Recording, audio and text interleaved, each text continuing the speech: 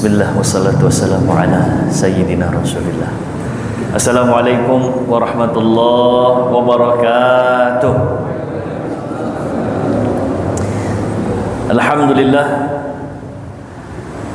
Alhamdulillahilladzi ja'alana min ummati sayyidina Rasulillah sallallahu alaihi wasallam. Ashhadu an la ilaha illallah wa ashhadu anna sayyidana Muhammadan abduhu wa rasuluhu la nabiyya ba'dah. Allahumma salli ala sayyidina Muhammadin fil awwalina wal akhirin. Allahumma salli ala sayyidina Muhammadin fi kulli waqtin wa hin wa ba'd. Alhamdulillah, puja-puji syukur kehadirat Allah Subhanahu wa taala atas segala limpahan nikmat yang Allah berikan dan Allah karuniakan kepada kita semua.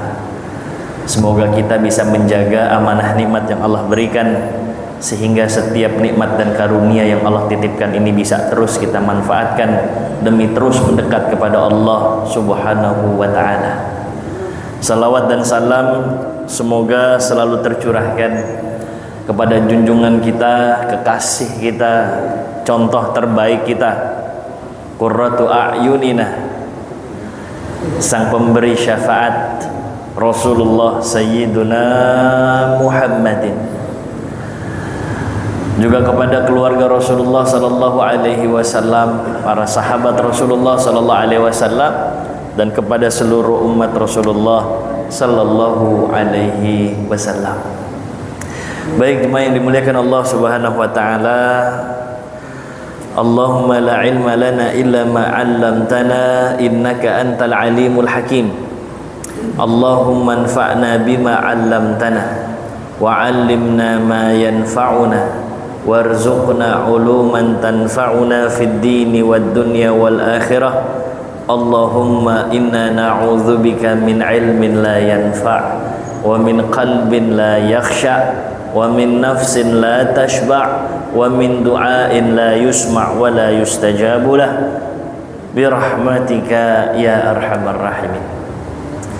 Bapak Ibu jemaah yang dimuliakan Allah Subhanahu wa taala, dengan izin Allah Subhanahu wa taala insyaallah hari ini kita akan melanjutkan kajian Sirah An-Nabawiyah yang merujuk kepada kitab Fiqhus Sirah An-Nabawiyah li Syekh Muhammad Sa'id Ramadan Al-Buti rahimahullah rahmatal abrar. Baik, setelah kita menyelesaikan pembahasan tentang perang Khaybar ya, dengan segala hikmah di dalamnya, selanjutnya kita akan masuk ke dalam tema saraya ilal qabail wa kutubun ilal muluk, yakni pemberangkatan sariyah. Sariyah ini pasukan kecil ya, dari para sahabat Rasulullah sallallahu alaihi wasallam ke berbagai kabilah untuk berdakwah. Jadi Nabi mengirimkan saraya ya, pasukan-pasukan kecil begitu untuk mendakwahkan agama Allah kepada kabilah-kabilah, baik ya, kabilah Arab maupun di luar kabilah Arab. Wa kutubun ilal muluk, juga pengiriman surat kepada para raja-raja, penguasa-penguasa, mengajak mereka untuk menerima agama Allah Subhanahu wa taala. Thumma akhadha Rasulullah sallallahu alaihi wasallam yab'asu saraya min ashabihi ila mukhtalaf qabailil Arab al-muntashirah fil jaziratil arabiyyah litaquma biwazifati da'wah ilal Islam ya. Jadi Nabi Shallallahu Alaihi Wasallam saat ini masuk ke dalam fase di mana Rasulullah mengirimkan pasukan-pasukan kecil di antara para sahabat Rasulullah Shallallahu Alaihi Wasallam ke berbagai penjuru kabilah Arab, ya, yang tersebar di Jazirah Al-Arabiyah, di Jaziratul Arab, untuk menuntaskan kewajiban dakwah mengajak kepada agama Allah Subhanahu wa taala. Nah, dan ini terjadi pengiriman delegasi sekaligus pasukan-pasukan kecil ini. Walaqad kanat hazihi saraya ya, pengiriman Pengiriman saraya ini, saraya tadi ya, pasukan kecil dari sahabat Nabi, itu di kisaran tahun ke-7 setelah hijrah ya. Wa tablughu iddatuha 10 saraya. Jadi kurang lebih jumlahnya ada 10 kelompok dari pasukan para sahabat sallallahu alaihi wasallam ya. Wa fi hadhihi al-fatrah nafsiha bada an-nabi alaihi salatu wassalam yab'atsu kutuban ila mukhtalaf muluki wa ru'asa al-alam yad'uuhum fiha ila al-islam ya. Seperti yang tadi Al-Fakir sebutkan, di tahun ini pula selain mengirimkan pasukan-pasukan kecil mendakwahkan agama Allah, Rasulullah juga secara khusus mengirimkan surat-surat ya, mengajak kepada agama Allah Subhanahu wa taala. Dialamatkan kepada siapa? Pemimpin-pemimpin, penguasa-penguasa dunia. Jadi dikirim kepada penguasa Romawi, dikirim kepada penguasa Persia, dikirim kepada penguasa Najasyi ya, beserta gubernur-gubernurnya yang berada di bawah ya, kekuatan atau di bawah kekuasaan beberapa negara yang disebutkan tadi. Negara adidaya saat itu ada 2, Persia sama Romawi ya, dengan peradaban yang amat sangat lama ya. Nabi mengirimkan surat-surat itu mengajak kepada agama Allah Subhanahu wa ta'ala ya. Nah, jadi Rasulullah Sallallahu Alaihi Wasallam saat ini sudah merasa waktunya pas ya, karena tidak lagi diganggu dengan permasalahan dan konflik antara kaum muslimin dengan Quraisy.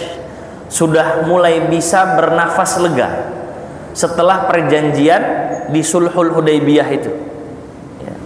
Jadi kan kalau dua judul sebelumnya kita bahas tentang Sulhul Hudaybiyah, di mana Nabi membuat kesepakatan dengan orang-orang Quraisy, pokoknya kita gencatan senjata.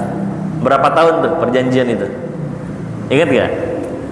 Berapa tahun perjanjian gencatan senjata nggak boleh saling ganggu? 10 tahun. Pokoknya nggak boleh ganggu. Ya, dengan syarat-syarat yang sudah kita bahas di pertemuan sebelumnya. Gitu. Tapi intinya, ya, silakan. Quraisy nggak boleh ganggu kaum muslimin sudah. Sehingga Nabi nggak perlu khawatir lagi kalau sahabatnya berangkat ke Mekah melakukan ibadah umroh, tenang sudah, karena sudah ada kesepakatan untuk tidak saling mengganggu. Disitulah bagaimana arahan Allah Subhanahu wa ta'ala mulai terlihat hasilnya dengan mata kepala para sahabat Rasulullah Sallallahu Alaihi Wasallam. Memang pada saat Sulhul Hudaybiyah itu beberapa perjanjian seolah-olah itu merugikan kaum muslimin, seolah-olah itu menghinakan kaum muslimin kan. Ingat gak perjanjiannya itu? Udah jauh-jauh dari Madinah nggak boleh umroh, silakan pulang lagi. Kalau nanti mau umroh tahun depan, itu juga cuma 3 hari. Terus kemudian kesepakatan berikutnya,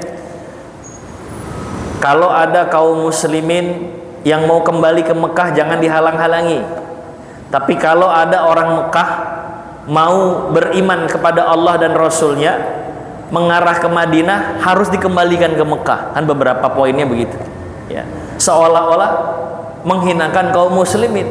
Apalagi saat buat perjanjian itu kerasulan Nabi nggak diakui. Ketika Nabi memulai dengan Bismillahirrahmanirrahim, hapus kata Suhail, apa-apaan Bismillahirrahmanirrahim, kami nggak pernah menghambakan diri kepada yang kalian sebut Ar-Rahman Ar-Rahim. Hapus sama Nabi. Terus begitu Nabi menulis, ini perjanjian dari Muhammad Rasulullah, hapus juga, karena kami nggak mengakui engkau adalah utusan Allah. Jadi seolah-olah itu menghinakan gitu. Tapi ternyata di balik Rasulullah Shallallahu Alaihi Wasallam menerima Sulhul Hudaybiyah, perjanjian Hudaybiyah, gencatan senjata dengan orang-orang Quraisy yang merupakan salah satu poin dari Sulhul Hudaybiyah tadi, terlihat Allah sedang menyiapkan desain baru, sedang menyiapkan episode baru untuk penyebaran agama Allah Subhanahu wa ta'ala. Karena udah nggak diganggu lagi, jadi Rasulullah bisa fokus untuk ngirimin surat, untuk dakwah ya. Bahkan nanti saat beberapa tahun pasca Sulhul Hudaybiyah, hanya hitungan 2-3 tahun saja, itu yang masuk Islam jauh lebih banyak ketimbang belasan tahun dakwah Nabi mulai dari fase Makkah dan awal-awal di Madinah. Itu lebih banyak hanya dalam 2-3 tahun saja. Nah, ini adalah skenario dari Allah Subhanahu wa ta'ala. Naam, dalam Tabaqat Ibnu Sa'ad, dalam kitab Tabaqat, ya, annahu sallallahu alaihi wasallam lamma raja'a minal Hudaybiyah fi Dzulhijjah sanata sittin arsala ar-rusul ilal muluk yad'uuhum ilal Islam. Jadi ini ceritanya di bulan Zulhijjah tahun ke-6, ya. Jadi akhir-akhir tahun lah, akhir tahun ke-6. Nabi SAW mengutus beberapa delegasinya kepada raja-raja, ya, di seantero, ya, dunia lah begitu, ya. Yad'uuhum ilal Islam, untuk mengajak mereka kepada Islam. Nabi SAW mengirimkan surat bersama delegasi, ya. Tapi ada masukan kepada Rasulullah SAW, ya Rasul, surat ini surat resmi.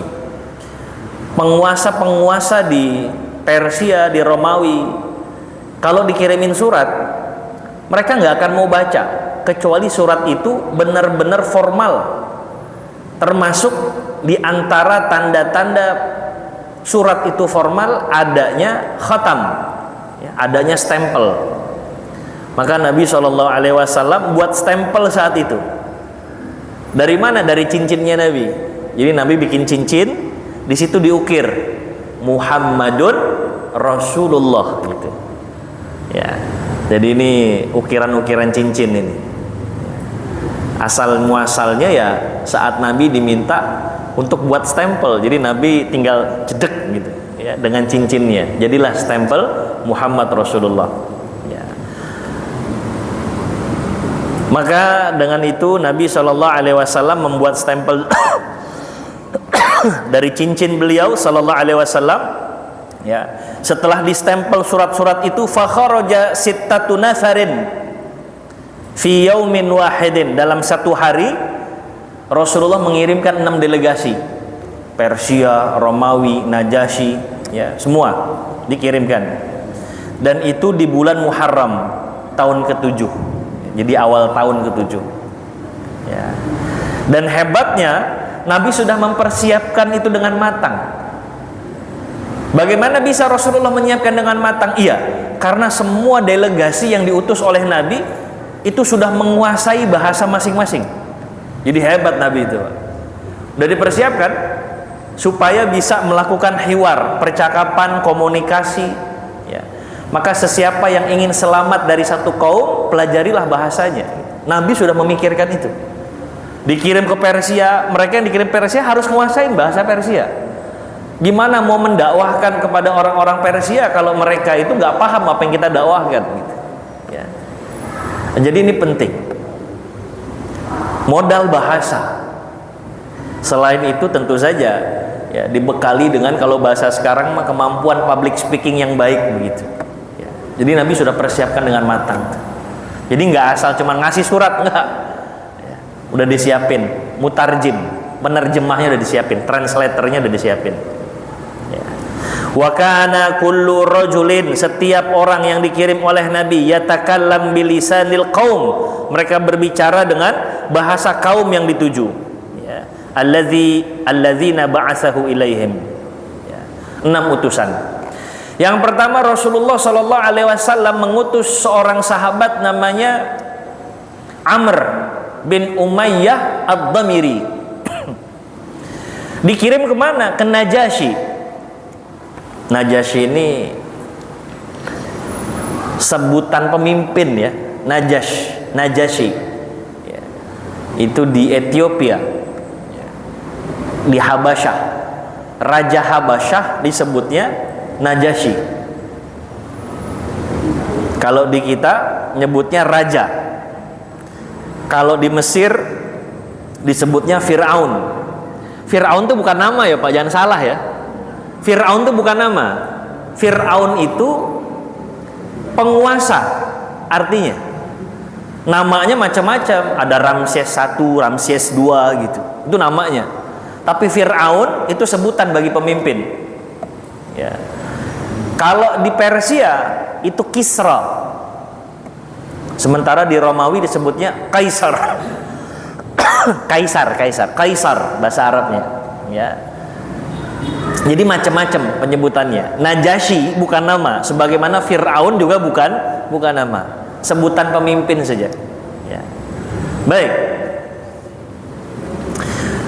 Amr bin Umayyah ad-Damiri dikirim ke Najasyi, kerajaan Najasyi. Fa akhadha kitab ya, fa akhadha kitab Rasulullah sallallahu alaihi wasallam fa wada'ahu ala ainaihi. Terus dikasih, wahai Najasyi, ini ada surat dari Nabi sallallahu alaihi wasallam ya. Terus dibaca sama Raja Najasyi ini, Sanya Najasyi. Wallahu a'lam. Bukan dalam kitab ini, tapi dalam literatur lain disebutkan, kalau tidak salah namanya Amsah, kalau nggak salah ya. Nama Najasyi atau Raja Habasyah ini ya, dibaca sama beliau. Terus kemudian saking asiknya beliau baca surat kata demi kata, kalimat demi kalimat yang Rasulullah kirimkan kepada beliau, beliau sampai turun dari kursi raja beliau, dari tahta beliau. Terus beliau duduk di atas tanah, ngedeprok lah bahasa kita. Saking asiknya ya dibaca sama beliau. Terus kemudian fajalasa 'alal ard tawadu'an. Dia baca dengan tawadu, dengan khusyuk, membenarkan setiap kalimat ini. Lantas kemudian Najasyi, Raja Habasyah, masuk ke dalam agama Islam ya, masuk ke dalam agama Allah Subhanahu wa taala. Fasyahida syahadatal haq, kemudian beliau bersyahadat. Terus berkata kepada Amr bin Umayyah ad-Damiri, "Lau kuntu astati'u an atihi la ataitu." Kalau saja saya bisa mendatangi Rasulullah sallallahu alaihi wasallam, pasti saya datangi. Tapi saya seorang raja yang bertanggung jawab terhadap rakyat saya, maka saya nggak bisa datang kepada Nabi sallallahu alaihi wasallam. Ya. Nah, ini Raja Najasyi. Terhitung nanti Nabi sallallahu alaihi wasallam ngirim 2 kali nih ke Raja Habasyah Najasyi dengan 2 orang yang berbeda. Orang pertama masuk ke dalam agama Allah Subhanahu wa taala, sementara nanti penggantinya, karena nggak lama kemudian nanti si Raja Najasyi yang kalau tidak salah namanya Amsah ini wafat, meninggal ya. Saat wafat meninggal itulah sampai informasinya ke telinga Nabi sallallahu alaihi wasallam. Nabi tahu bahwa Raja Amsah An-Najasyi ini wafat di tengah-tengah kaum kufar. Maka Rasulullah sallallahu alaihi wasallam mensalatkan salat gaib. Itulah salat gaib pertama ya yang dilakukan oleh Rasulullah sallallahu alaihi wasallam ya, salat gaib. Sementara nanti penggantinya itu ingkar kepada Allah. Rasulullah sempat ngirimin juga tapi tertolak. Jadi 2 kali. Ini yang pertama nih ya, di fase pertama. Maka nanti para ulama juga mengambil konklusi hukum ya, bahwa sesiapa yang wafat tidak di tengah-tengah masyarakat muslim, maka hendaknya disalatkan gaib. Itu 1 ya. Atau 2, saat wafat di tempat di mana terindikasi dia tidak disalatkan, misalkan wafatnya itu di tenggelam gitu ya, maka juga disalatkan salat gaib. Terus yang ketiga, ada pendapat juga yang mengatakan selama dia jauh, kita tidak bisa menjangkau untuk sholat jenazah secara langsung, maka diperkenankan untuk sholat gaib. 3. Yang keempat, untuk orang-orang yang dianggap punya jasa besar kepada agama Allah Subhanahu wa taala, juga amat sangat layak untuk disalatkan gaib. Jadi disalatkan gaib itu karena andil dan jasa dia kepada kaum muslimin. Ada pendapat yang begitu ya. Jadi sehingga di beberapa tempat terutama di Timur Tengah itu kalau ada misalkan emir gitu ya, ada ulama yang wafat punya andil besar dalam maslahat kaum muslimin, itu di ya masjid-masjid gitu ya, di provinsi 1, provinsi 2, daerah 1, daerah 2 itu mereka salat gaib ya, dengan alasan tadi karena punya andil besar untuk kemaslahatan kaum muslimin.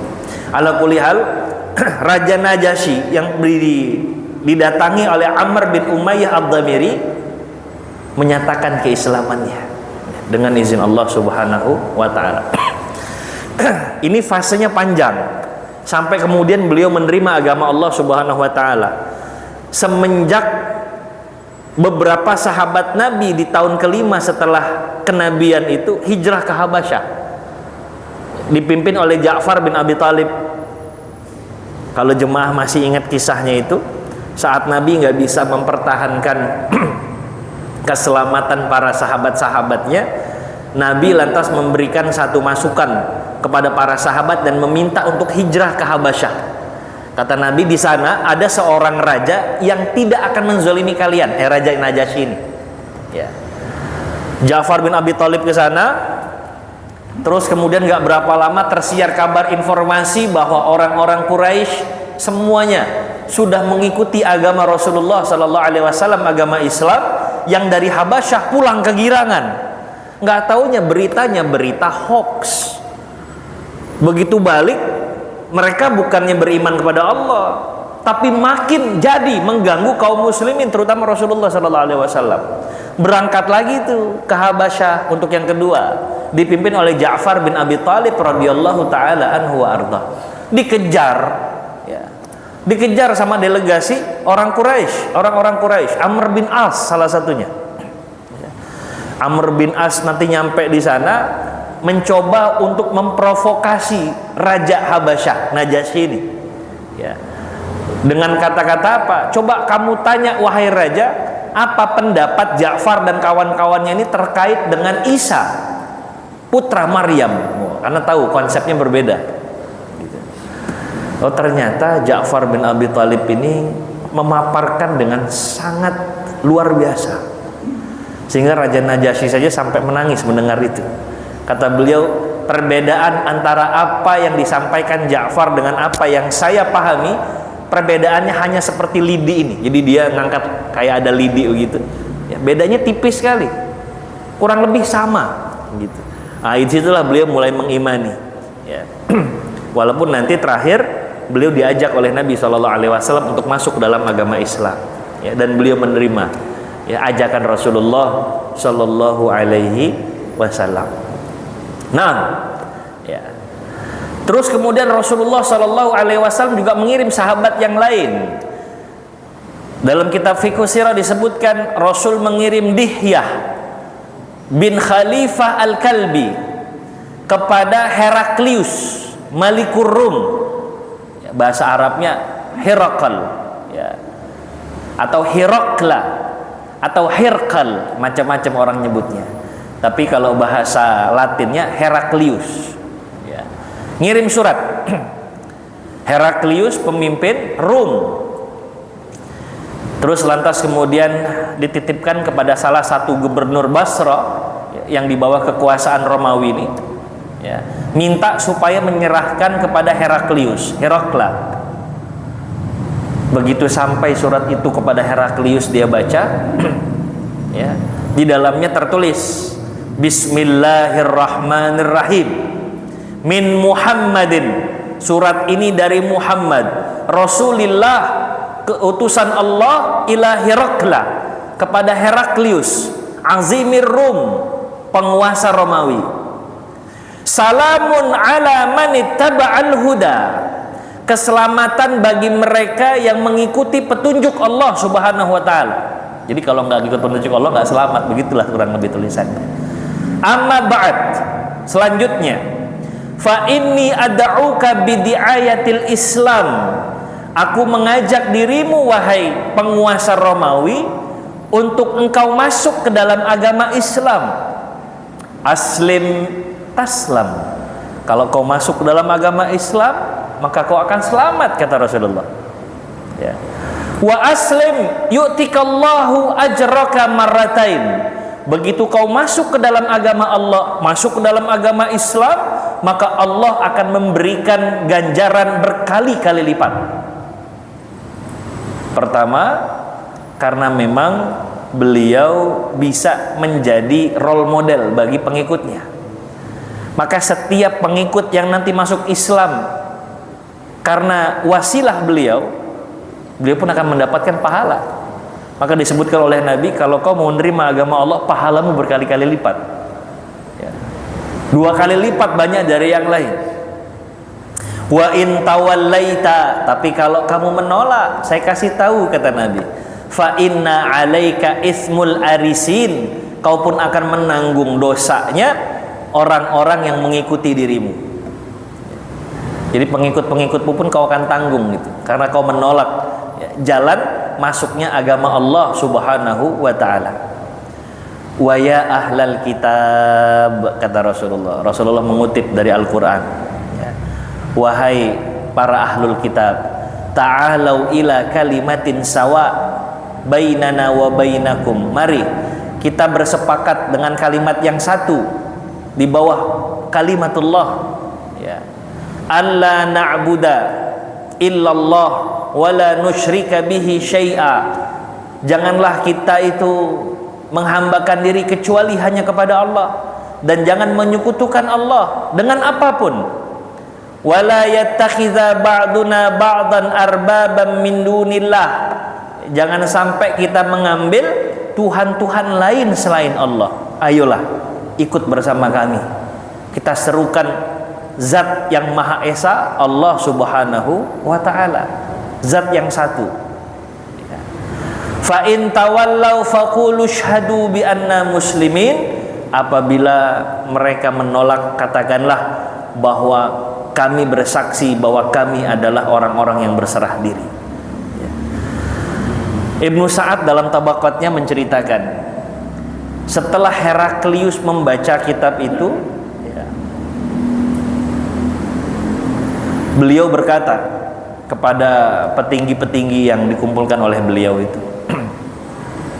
ya ma'syarur Rum, wahai rakyat Romawi, halakum fil falahi war rusydi wa ayyathbuta lakum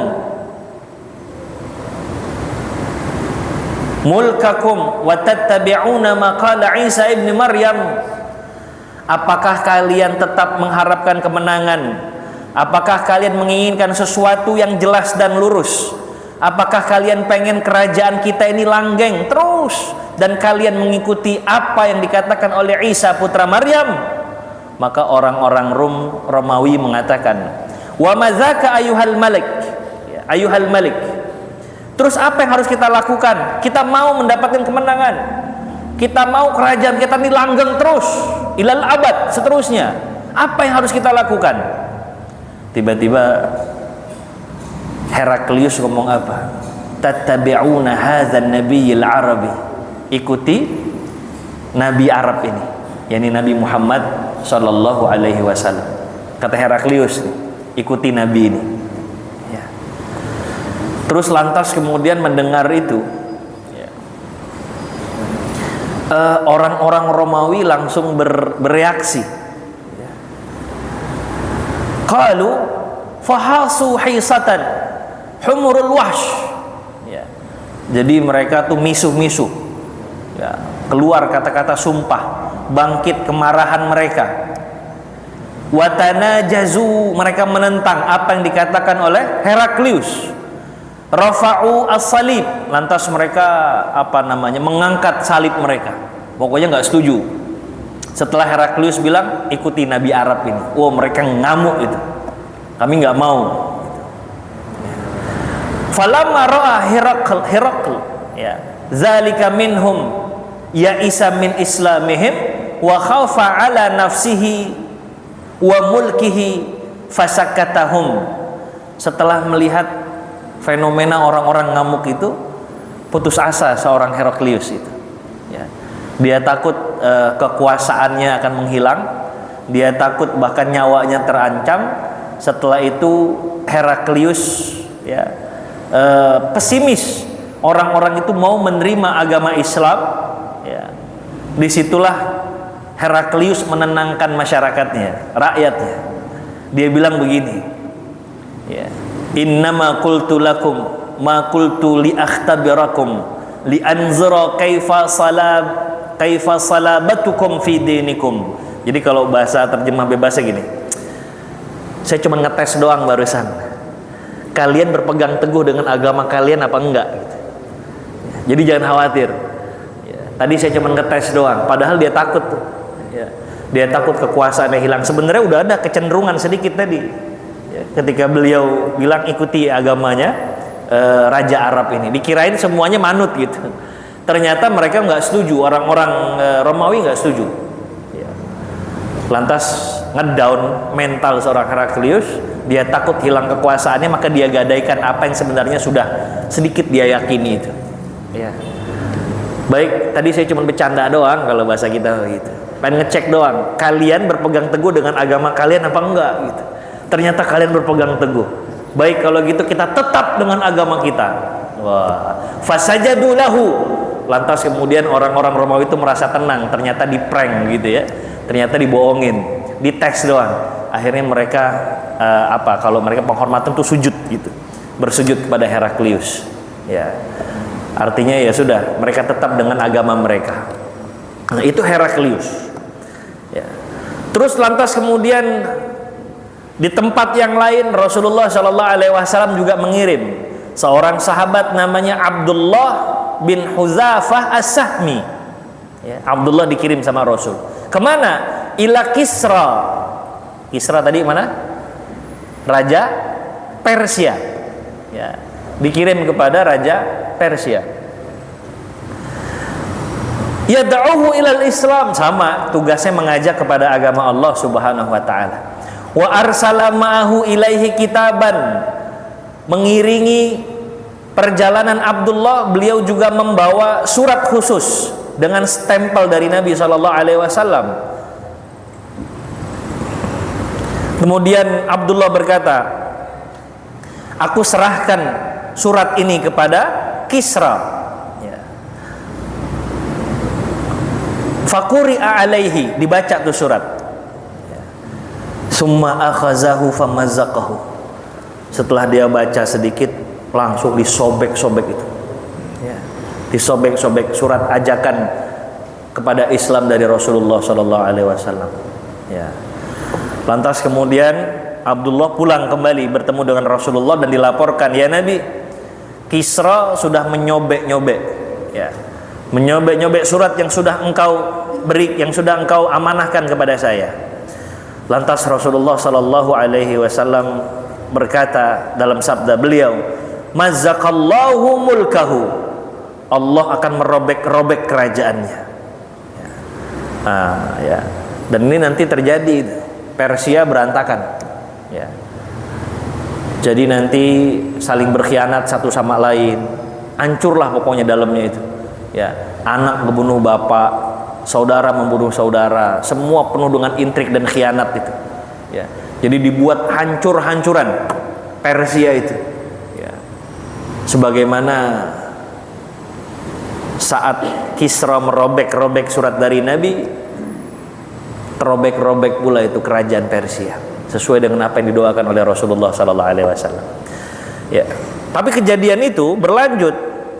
Ngerasa nggak suka nih Raja Persia.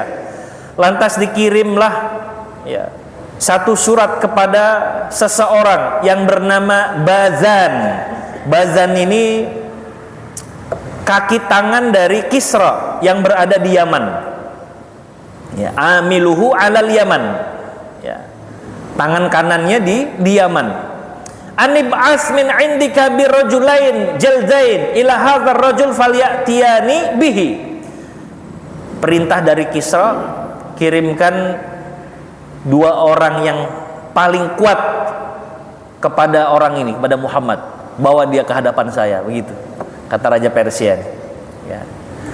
Lantas kemudian dikirimlah dua orang yang paling kuat, paling besar, paling gagah perkasa, ya, membawa surat untuk menangkap Rasulullah Sallallahu Alaihi Wasallam.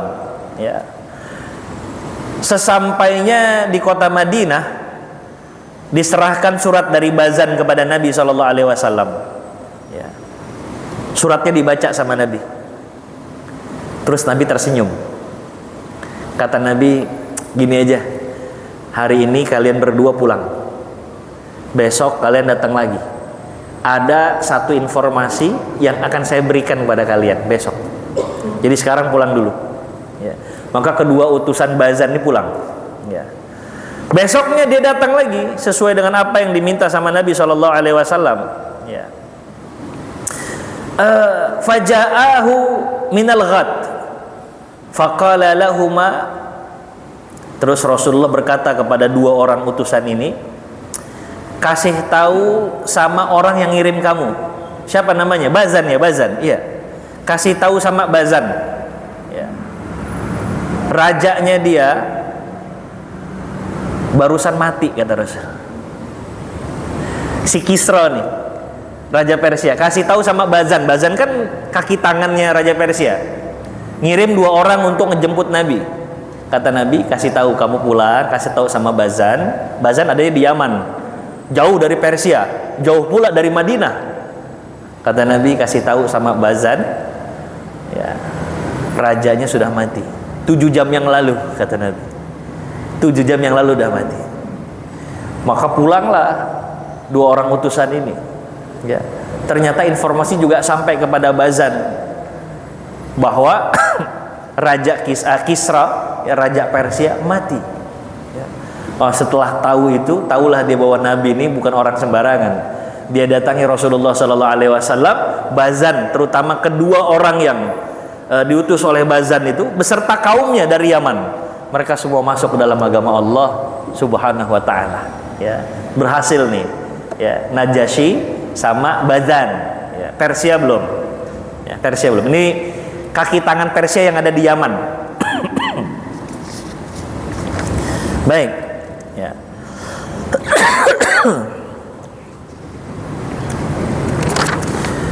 Lantas kemudian di tempat yang berbeda juga Rasulullah Sallallahu Alaihi Wasallam mengutus Al Haris bin Amir Al Azdi, ya, ngirim kepada gubernur Romawi juga di bawah Romawi, kekuasaan Romawi, namanya Syurahbil, ya. Tapi begitu Haris bin Amir Al-Azdi ini datang, ngerasa punya kuasa, Syurahbil langsung ngebunuh. Ya, ngebunuh Haris bin Amir Al-Azdi. Ya. Inilah satu-satunya delegasi Rasulullah Sallallahu Alaihi Wasallam yang terbunuh saat menyampaikan kitaban, ya, saat menyampaikan surat dari Nabi untuk mengajak ke dalam agama Allah Subhanahu Wa Taala. Ya. Rasulullah pun mengirim delegasi-delegasi yang lain. Fa aslama minhumul katsir. Banyak yang masuk ke dalam agama Allah Subhanahu Wa Taala. Kalau pemimpinnya sudah masuk Islam, bawah-bawahnya ngikut. Sehingga banyak yang masuk ke dalam agama Allah. Yang Al-Fakir sebutkan di awal tuh. Jadi hanya dalam jarak rentang 2 tahun setelah Sulhul Hudaybiyah, banyak sekali yang masuk dalam agama Allah Subhanahu Wa Taala. Ini bagian dari skenario Allah Subhanahu Wa Taala. Arahan ilahi, ya, yang Allah berikan kepada Rasulullah Sallallahu Alaihi Wasallam. Termasuk beberapa pemuka Quraisy masuk ke dalam agama Allah Subhanahu Wa Taala. Di antara kibaril Arab, kibar itu pembesar Arab, pembesar Quraisy yang masuk Islam di tahun ke-7 ini. Pertama Khalid bin Walid. Nah, ini masuk Islam nih, ya. Setelah sebelumnya udah musuhin Islam aja kerjaannya, ya. Karena petinggi pemuka-pemuka Quraisy sudah pada habis. Banyak yang masuk dalam agama Allah, sebagian mati dalam peperangan. Tersisalah Khalid. Khalid ini masih keponakannya Umar bin Khattab, ya. Perawakannya mirip, ketegasannya juga mirip. Maka nanti begitu Khalid masuk dalam agama Allah, ya, keberaniannya diapresiasi sama Rasul, strategi perangnya juga diapresiasi sama Rasul. dapatlah beliau gelaran dari Rasulullah sallallahu alaihi wasallam dengan sebutan Saifullah al-Maslul, pedang Allah yang terhunus, yaitu Khalid bin Walid. Ya. Dia masuk Islam gara-garanya dia ngedengar informasi bahwa Rasulullah sallallahu alaihi wasallam menyayangkan Khalid nih orang pinter, Khalid nih orang bijak. Kok bisa-bisanya dia nggak menerima agama yang disampaikan oleh Rasulullah sallallahu alaihi wasallam? Kalau saja Khalid mau meluangkan waktu untuk mengetahui agama Islam lebih lanjut, niscaya Khalid akan menjadi orang yang berada di barisan paling depan di antara pasukan-pasukan Rasulullah sallallahu alaihi wasallam. Khalid penasaran, emang benar Nabi ngomong begitu? Sementara Khalid tahu Nabi ini nggak pernah omongan itu omong kosong, nggak pernah. Nabi nggak pernah omongannya sekedar gimmick tuh, nggak pernah. Maka Khalid penasaran. Rasulullah yang dikenal dengan Al-Amin, bahkan sebelum diangkat menjadi Nabi, datangi Rasulullah, mulai cari tahu ya, tentang agama Allah, sampai akhirnya beliau memutuskan untuk mendatangi Rasulullah Sallallahu Alaihi Wasallam. Dia menerima kebenaran dari Rasulullah dan beliau masuk dalam agama Allah Subhanahu Wa Taala. Itu Khalid bin Walid. Waktunya berbarengan dengan Amr bin As. Ini juga sama-sama pemimpin ya, kaum muslimin nantinya. Insya Allah nanti kita akan ceritakan di pertemuan berikutnya terkait dengan Khalid bin Walid dan Amr bin As yang setelah masuk dalam agama Allah punya andil yang luar biasa dalam maslahat kaum muslimin. Tahun ke-7 ya. Nah, jadi salah satu pelajarannya tadi, ternyata Rasulullah sudah mempersiapkan dakwah. Dakwah tuh nggak serampangan, Pak. Kita kalau dakwah nggak cuma sekedar yang penting dakwah, enggak. Dia butuh strategi. Termasuk kalau kita dakwah kepada keluarga kita, orang terdekat kita. Salah cara dakwah, orang bisa bertahan dengan kesalahannya walaupun dia tahu dia salah. Itu repot. Kita akan bahas nanti di pertemuan berikutnya, tapi setidaknya kisah tentang delegasi-delegasi Rasulullah ini sudah secara umum kita bahas. Insya Allah kita bahas di pertemuan berikutnya lebih dalam lagi dengan hikmah-hikmah di dalamnya. Baik, ini saya dapat Al-Fakir sampaikan. Maaf lahir batin. Allahu waliyyu taufiq, wallahu khairul musta'an. Subhanakallahumma wa bihamdika asyhadu an la ilaha illa anta astaghfiruka wa atubu ilaik. Wassalamualaikum warahmatullahi wabarakatuh.